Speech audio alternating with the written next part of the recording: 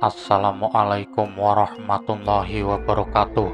Selamat datang di channel Nasihat Kehidupan, channel yang selalu setia menemani Anda dengan kisah-kisah dan cerita yang menarik, seperti kisah berikut ini yang berjudul Raja-Raja Demit di Tanah Jawa. Makhluk halus. Kepercayaan terhadap kehidupan makhluk halus menyebar di berbagai wilayah tanah Jawa. Orang Jawa menjaga hubungan dengan makhluk halus. Bagi orang yang mencapai ilmu sejati dalam kejawen atau mungkin yang sudah menguasai metafisika, dunia makhluk halus itu biasa adanya dan bukan omong kosong. Ada dua macam makhluk halus. Yang pertama, makhluk halus asli yang memang diciptakan sebagai makhluk halus. Makhluk-makhluk halus yang asli, mereka tinggal di dunianya masing-masing. Mereka mempunyai kedudukan tinggi seperti raja, ratu, dan menteri. Sebaliknya, ada yang berpangkat rendah seperti prajurit, pegawai, dan pekerja. Yang kedua, makhluk halus yang berasal dari manusia yang telah meninggal. Seperti juga manusia, ada yang baik dan jahat, ada yang pintar, dan juga ada yang bodoh. Banyak ahli kejawen mempunyai pendapat yang sama, bahwasanya di dalam dunia yang satu dan sama ini sebenarnya dihuni oleh beberapa macam alam kehidupan, termasuk alam yang dihuni oleh manusia. Dunia ini terdapat beberapa lapis alam yang ditempati oleh bermacam-macam makhluk. Makhluk-makhluk tersebut pada prinsipnya mengurusi alamnya masing-masing. Aktivitas mereka tidak bercampur dan setiap alam mempunyai urusannya masing-masing.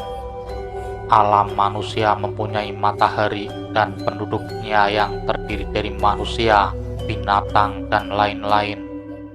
Warga alam yang lain mereka mempunyai badan cahaya atau secara populer dikenal sebagai makhluk halus. Alam-alam itu tidak ada hari terang benderang karena tidak ada matahari. Keadaannya seperti suasana malam yang cerah di bawah sinar bulan dan bintang-bintang yang terang. Tidak ada sinar yang menyilaukan seperti sinar Sang Hyang Bagaskara. Di antaranya dapat dijelaskan sebagai berikut. Alam merkayangan. Kehidupan di alam ini hampir sama seperti kehidupan di dunia manusia, kecuali tidak adanya sinar terang seperti matahari. Dunia merkayangan sama seperti dunia manusia, misalnya membayar dengan uang yang sama, memakai macam pakaian yang sama. Ada banyak mobil yang jenisnya sama di jalan-jalan. Ada banyak pabrik-pabrik persis seperti di dunia manusia. Mereka memiliki teknologi yang lebih canggih dari manusia. Kota-kotanya lebih modern. Ada pencakar langit, pesawat-pesawat terbang yang ultra modern, dan lain-lain. Ada juga hal-hal yang mistis di dunia merkayangan ini. Kadang-kadang bila perlu, ada juga manusia yang diundang oleh mereka, antara lain untuk melaksanakan pertunjukan, menghadiri upacara perkawinan, bekerja di pabrik, atau keperluan lain. Manusia yang melakukan pekerjaan di dunia tersebut dibayar dengan uang yang sah dan berlaku seperti mata uang di dunia manusia. Alam siluman. Makhluk halus ini suka tinggal di daerah seperti danau-danau, laut, samudra. Masyarakat siluman diatur seperti masyarakat zaman kuno. Mereka mempunyai raja dan ratu. Terdapat golongan aristokrat, pegawai-pegawai, prajurit, pembantu-pembantu. Mereka tinggal di keraton-keraton dan rumah-rumah. Di Yogyakarta atau di Jawa Tengah, orang akan mendengar cerita tentang beberapa siluman laut, yakni Kanjeng Ratu Kidul. Ia sangat berkuasa dan amat cantik. Ia tinggal di Istana Laut Selatan di Parangkusumo, terkenal sebagai tempat panembahan Senopati dan Kanjeng Ratu Kidul. Pada pertemuan itu, Kanjeng Ratu berjanji untuk melindungi semua raja dan kerajaan Mataram. Ia mempunyai seorang patih yang sakti, yaitu Nyai Roro Kidul. Kerajaan Laut Selatan ini terhampar di pantai-pantai selatan Jawa. Di beberapa tempat kerajaan ini mempunyai adipati, seperti layaknya sebuah negeri di kerajaan Laut Selatan ini juga ada upacara, ritual, dan mereka juga mempunyai angkatan perang. Kajiman hampir sama dengan bangsa siluman, tetapi mereka itu tinggal di daerah-daerah pegunungan dan tempat-tempat yang berhawa panas. Orang biasanya menyebut mereka dengan jim. Demit bertempat tinggal di daerah-daerah pegunungan yang hijau dan lebih sejuk hawanya. Rumah-rumah mereka bentuknya sederhana, terbuat dari kayu dan bambu. Mereka itu seperti manusia, hanya bentuk badannya lebih kecil. Di samping masyarakat yang sudah teratur seperti merkayangan, siluman, kajiman, dan demit, masih ada lagi sebuah alam yang terjepit, di mana roh-roh dari manusia-manusia yang jahat menderita karena kesalahan yang telah mereka perbuat pada masa lalu, ketika mereka hidup sebagai manusia yang dilakukannya. Hukuman itu bisa dijalani pada waktu masih hidup di dunia sesudah mati. Pemujaan atau kejawen bukanlah patung-patung batu, tetapi pada 9 macam makhluk halus yang dipercaya bisa menolong menjadi kaya secara material. Kesembilan makhluk jahat itu bila dilihat dengan mata biasa kelihatannya. Yang pertama, jaran penoreh atau kuda yang kepalanya menoleh ke belakang. Yang kedua, kutuk lamur atau sebangsa ikan yang penglihatannya tidak terang. Yang ketiga, gemak melung atau gemak semacam burung yang berkicau. Yang keempat, codot ngising atau kelelawar perak. Yang kelima, bulus jimbung atau bulus yang besar. Yang keenam, kandang kubrah atau kandang yang rusak. Yang ketujuh, umbel molor atau ingus yang menetes. Yang kedelapan, bajul putih atau buaya putih. Dan yang kesembilan, srengoro nyarap atau anjing yang menggigit. Urip iku mung mampir ngombe, artinya hidup di dunia ini hanya untuk mampir minum, atau orang hidup di dunia ini hanya dalam waktu singkat, maka itu berbuatlah yang benar lan bener. Bagi mereka yang telah melakukan kesalahan dengan jalan memuja atau menggunakan jasa berhala di atas, mereka tentu sesudah kematian mereka mendapat hukuman dari sangkan paraning dumadi. Hukuman sesudah kehidupan dipercaya orang Jawa sebagai hukuman yang amat berat dan tidak ada penderitaan yang melebihi. Maka setiap orang harus berusaha untuk menghindarinya dengan selalu bersyukur kepada Tuhan yang Maha Kuasa. Tuhan memerintahkan agar kita senantiasa melakukan perbuatan yang baik dan benar, berkelakuan baik, jujur, dan suka menolong. Serat Kolotido karya Ronggo Warsito yang sangat terkenal menyatakan ialah kersaning Allah. Begjane wong kang lali isih bejo kang eling lan waspada. Ditafsirkan bahwa eling berarti kita kita senantiasa dituntut untuk berbakti kepada Tuhan dan selalu berzikir kepada Tuhan, tidak melupakan dan tidak meninggalkan sembahyang. Waspada berarti mampu membedakan mana yang benar dan yang salah. Artinya selalu wiweko. Hal ini penting agar kita tidak ikut gila, tergilas oleh arus zaman dan hanyut dalam situasi yang tidak menentu. Demit menghuni suatu tempat. Ada banyak versi tentang mitos penciptaan Jawa atau babat tanah Jawi. Dalam suatu dongeng yang dikisahkan kepada saya oleh seorang dalang Semar, pelawak wayang kulit yang lucu dan bijak, pahlawan kebudayaan Jawa yang berbicara kepada seorang pendeta Hindu Muslim, orang pertama dari rangkaian panjang para kolonis Pulau Jawa. Pendeta itu berkata pada Semar, "Ceritakan kepadaku kisah Pulau Jawa sebelum ada manusia." Semar mengatakan bahwa pada masa itu seluruh pulau diliputi oleh hutan belantara, kecuali sebidang kecil sawah tempat Semar bertanam padi di kaki Gunung Merbabu, tempat selama puluhan ribu tahun ia hidup bertani. "Apakah kau ini?" tanya pendeta itu keheranan. "Apakah kau ini manusia? Umurmu bukan main panjangnya. Tentu kau bukan manusia. Bahkan Nabi Adam hanya berusia 1000 tahun. Makhluk apakah ini? Akui saja yang sebenarnya." "Sebenarnya," kata Semar, "aku bukan manusia. Aku adalah makhluk halus yang menjaga dayang Pulau Jawa. Aku adalah makhluk halus yang tertua. Raja dan nenek moyang sekalian makhluk halus, dan melalui mereka ini menjadi raja seluruh manusia."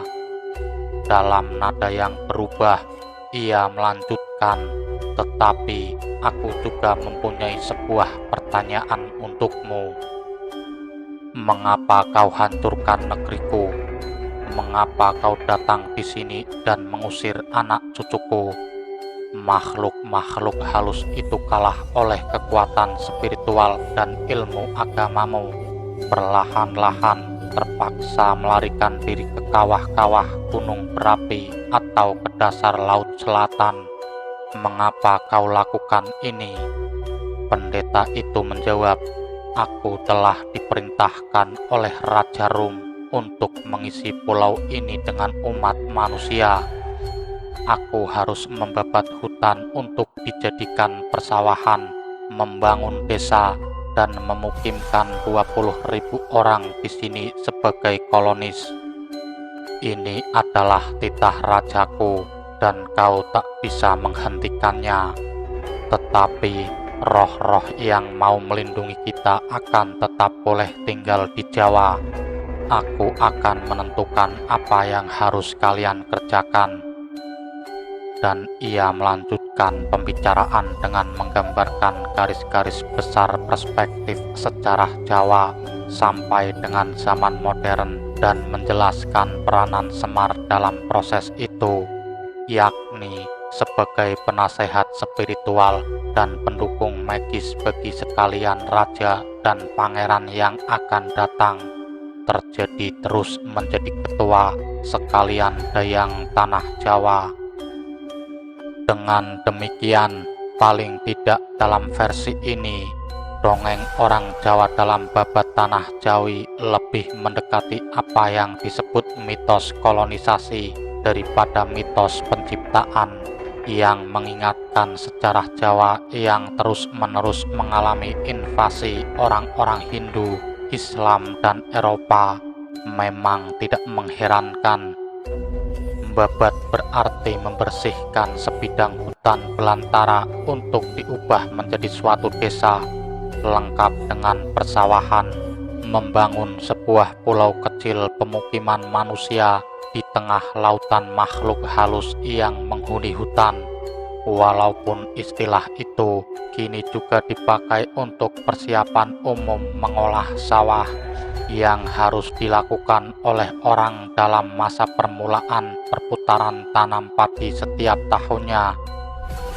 Lukisan yang disampaikan oleh mitos itu adalah gambaran masuknya para pendatang baru yang mendorong roh-roh jahat ke gunung, tempat-tempat liar yang belum dijamah, dan lautan Hindia, sementara bergerak dari utara ke selatan sambil mengatakan beberapa makhluk halus yang mau menolong sebagai pelindung mereka dan pemukiman mereka yang baru. Cerita ini merupakan sebuah perkembangan tradisi lisan di dalam masyarakat kita yang berwujud sebuah folklor yang tidak lepas dari sebuah hakikat yang dinamakan cerita lisan tersebut. Cerita lisan ini memberikan sebuah konsep yang sangat mendasar tentang sebuah penceritaan tentang demit yang mulai dari sisi wataknya yang bermacam-macam hingga bentuk yang bermacam-macam juga. Hal ini dapat dinyatakan sebagai fungsi yang sangat kental oleh mitos yang berkembang pada saat ini dan menjadi bahan cerita buat anak cucu, sehingga bahwa adanya makhluk halus itu berawal dari sebuah penceritaan, tetapi banyak unsur-unsur religiusnya, karena kita akan selalu diingatkan untuk beribadah kepada Tuhan karena adanya penceritaan watak dari beberapa makhluk halus atas sebuah penceritaan dengan beberapa versi di Jawa ini.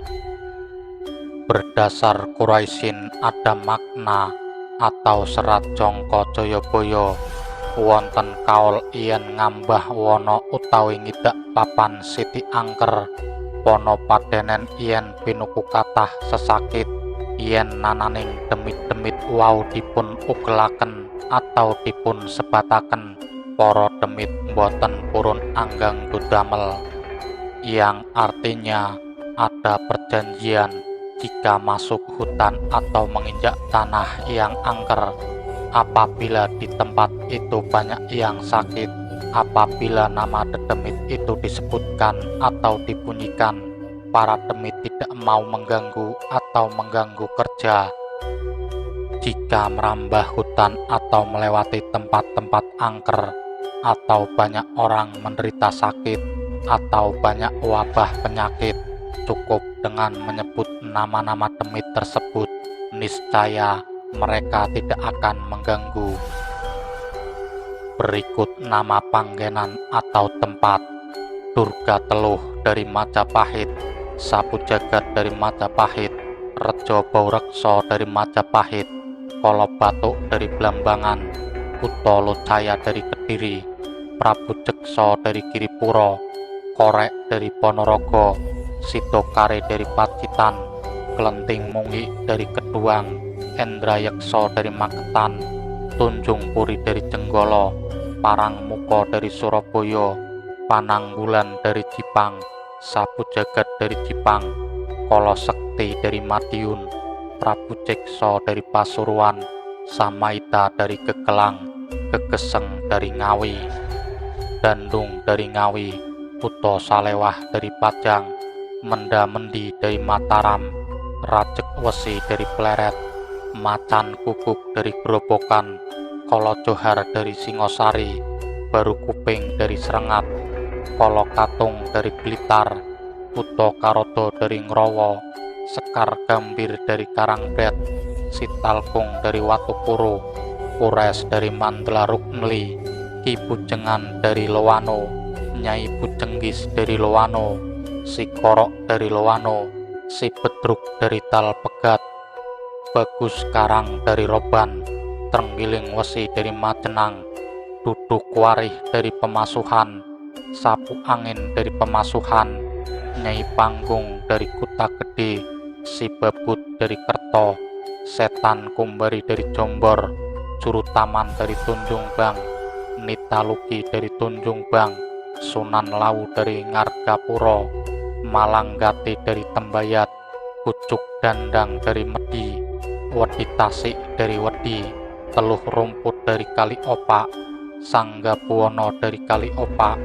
Majek dari Galen, Cengcures dari Kali Pening, Karangwelang dari Dahromo, Si Sendal dari Kretek, Sapu Angin dari Bleberan, Senada Pada dari Rangkudang, Pandan Sari dari Serisik, Malang Karso dari Wonopeti, Sandung dari Sawangan Progo, Si Apur-apur dari Panggung, Singo Barong dari Jogorogo, Arya Tiron dari Lodaya, Sarpo Bongso dari Rawapening, Hinakarni dari Betawi, Sapuregel dari Betawi, Uto Gila dari Tegal, Jaring Warih dari Brebes, Dadung Awuk dari Brebes, Gunting Geni dari Wirodeso, Teluh Brojo dari Cilacap, Kolo Sekti dari Cilacap, Nipurwat Wangi dari Sabrang, Noyo Dipo dari Selong, Guntur Geni dari Brengtulis, Penatas dari Kendang Wesi,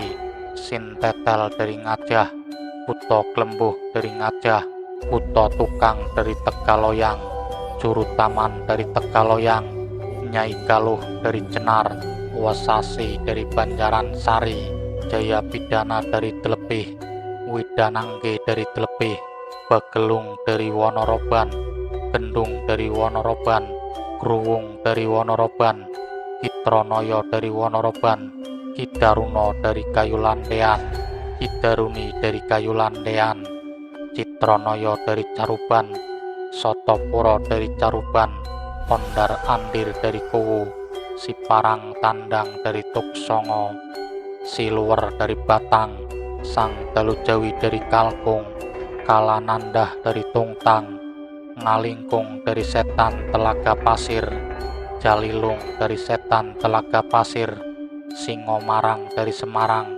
Barat Katiko dari Semarang, Aryo Dipa dari Lodaya, Bancuri Kala Bancuring dari Redi Prahu, Kutuk Watu dari Pekalongan, Guntur Geni dari Pekalongan, Setan Turwangkal dari Kaliwungu, Kutu Kapi dari Kaliwungu, Maesa Kurda dari Nusa Brambang, Durga Bahu dari Jeruk Legi, Wirobongso dari Redi Kombang, Aji Dipa dari Reda Kendeng, Ratu Genawati dari Seluman, Regawati dari Ringin Putih, Kemandang dari Ringin Putih, Jayeng Resmi dari Masjid Selo, Jenggi dari Gunung Agung, Warusuli Waringin dari Gunung Agung, Udan Galak dari Pemalang, Sembung Yudo dari Pemalang, Mangis Retno dari Gunung Tawang, Senowati dari Tidar, Kolo Sekti dari Tidar, Maduretno dari Sindoro,